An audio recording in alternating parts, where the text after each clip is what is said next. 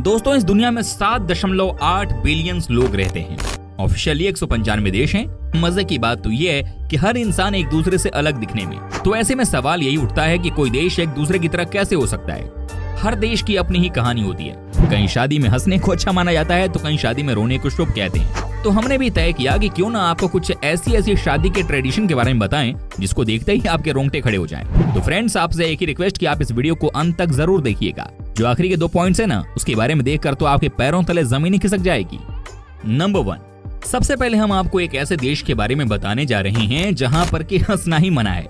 जी हाँ, आपने सही सुना, यहाँ पर कोई हंस नहीं सकता है। वेल फ्रेंड्स, बात यह है कि कोंगो देश जो कि अफ्रीका के कॉन्टिनेंट में आता है ना, वहाँ पर नियम है कि कोई भी इंसान अपनी शादी में हंस नहीं सकता है। जी हाँ, ना तो लड़का और ना ही लड़की। हमारे देश में अगर शादी के दिन ना हंसो तो लोग कहते हैं कि लड़का लड़की खुश नहीं है लगता है, लेकिन कोंगो में उल्टी गंगाई बहती है।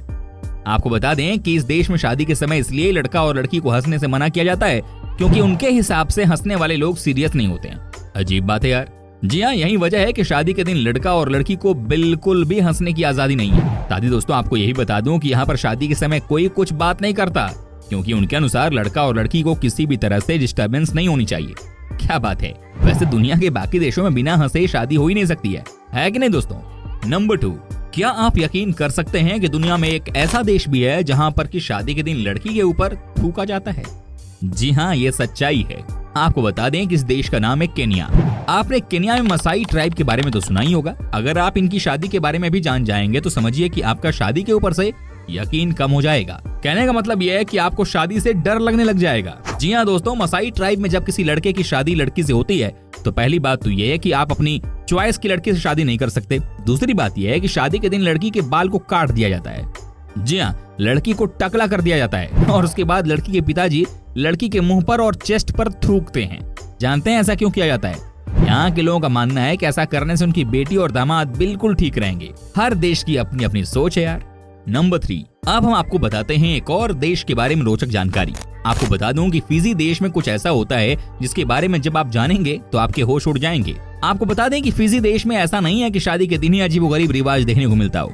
आप समझिए कि इस देश में से पहले से ही इसकी शुरुआत हो जाती है। जानते हैं यहाँ के लड़कों को क्या करना पड़ता है? जिस भी लड़की से इन्हें शादी करनी होती है ना, उसके पिताजी यानी कि अपने फ्यूचर ससुर जी को इन्हें वेल्स टूथ यानी कि वेल्स की एक दांत गिफ्ट के तौर पर दी जाती है, जिसे कि ताबुया कहा जाता है। कहते हैं कि इसके लिए लड़के का परिवार कई साल पहले से तैयारी में लग जाता है। जी हाँ, जब लड़का अपने होने वाले ससुर जी को वेल्स की एक दांत देता है तो उसके बाद भी उनकी मर्जी होती है कि वो अपनी बेटी की शादी उस लड़के से करवाना चाहते हैं कि नहीं। लेकिन माना जाता है कि 99% केसेस में यकीनन शादी जो है वो हो ही जाती है। नंबर 4, अब हम आपको एक ऐसी ही रीति रिवाज दिखाते हैं जो कि मनाई जाती है स्कॉटलैंड के लोगों के द्वारा। जी हाँ, यहाँ की बात ही सबसे अलग है। क्या आप यकीन कर सकते हैं कि यहाँ पर शादी से पहले लड़कियों को काले रंग से पोत दिया जाता है? जी हाँ, अगर यही काम हमारे देश में हो तो लड़ाई हो जाएगी। लेकिन जैसा कि मैंने आपसे शुरू में ही कहा कि हर देश की अपनी अपनी सभ्यता होती है। दोस्तों स्कॉटलैंड में शादी करने वाली लड़की के साथ बहुत गलत तरीके से काले रंग से उसे ऊपर से नीचे तक पोत दिया जाता है। कहते हैं कि इसमें उसके दोस्त ही शामिल होते हैं। आपको बता दें कि ऐसा इसलिए किया जाता है ताकि शादी के बाद अगर उसे कोई बेइज्जत करे तो वो मेंटली प्रिपेयर रहे। जी हाँ, इनका मानना है कि जब काले रंग से किसी लड़की को पोत दिया जाता है ना तो उनमें सहने की क्षमता बहुत बढ़ जाती है और ऐसे में दोस्तों शादी के बाद कोई उनके ऊपर टोंट मारता है ना तो वो उसे झेल लेती हैं। क्या बात है। नंबर 5, चीन देश की बात तो सबसे अलग ही है। अब हम आपको बताते हैं कि इस देश में किस तरह से शादी से 1 महीने पहले एक ऐसा नियम बनाया जाता है जिसके बारे में सुनकर आपको बहुत हंसी आ सकती है। जी हाँ, यहाँ का नियम यह है कि हर लड़की को अपने शादी से ठीक 30 दिन पहले से हर रोज 1 घंटे तक रोते ही रहना है। जी हाँ, चाहे कुछ भी हो जाए लेकिन हर लड़की को इस नियम को फॉलो करना है।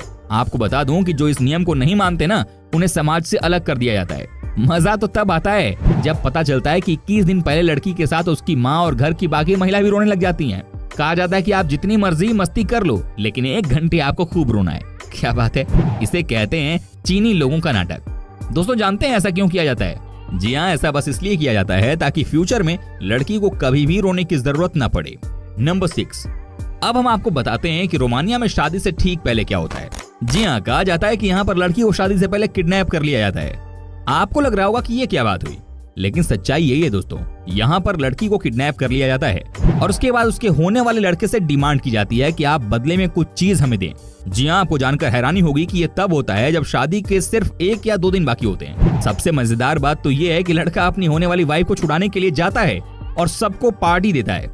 जी हाँ, पार्टी में शानदार खाना खिलाया जाता है और उसके बाद लड़का सबके सामने डांस करके भी दिखाता है। माना जाता है कि ये इसलिए होता है ताकि चेक किया जाए कि लड़का अपनी होने वाली वाइफ से कितना प्यार करता है। अच्छा है हमारा देश यार, क्योंकि लड़के की जो सालियां होती है वो जूता चुरा कर ही खुश है। नंबर 7 दोस्तों, अब हम आपको बताते हैं कि साउथ कोरिया में शादी के दिन क्या होता है। जी हाँ, यहाँ भी लड़के को ही शिकार बनाया जाता है।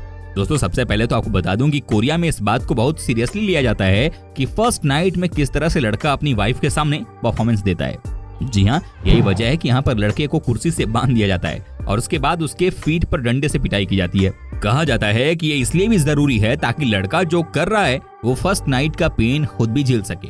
कई बार समझ में नहीं आता है कि दुनिया में किस तरह के ट्रेडिशन फॉलो किए जाते हैं यार, है कि नहीं दोस्तों। लड़के की फीट को मछली से भी मारा जाता है। समझ नहीं आता कि क्या क्या लोग करते हैं शादी से पहले।